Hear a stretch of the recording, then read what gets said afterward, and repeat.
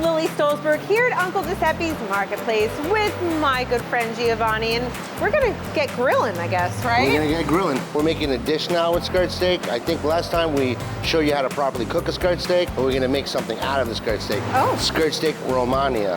First I wanna do is I wanna marinate the steak a little bit. Take a little bit of garlic, a little bit of parsley. Then I'm gonna hit it with some black pepper, some salt, and just a little bit of olive oil. You don't want to put too much. You want to get your hands in there and massage the steak a little bit. You hear that sizzle? Yes. That's what you want to hear. It's a good sound. We're at a perfect medium rare there. We're going to let the steak rest a little bit. Okay. I'm going to throw a couple of pieces of butter in there. You're going to see, though, all this onion is going to turn into nothing. Drop it down a little bit, and we're just going to let it cook. Look at that color. It's like caramel color. I'm just going to take this. I'm going to put it to the side. Okay. I'm going to take a little bit more butter. Gonna melt that up. I'm gonna add some flour now. Should be enough. It's gonna all come together. Now I'm gonna add some red wine.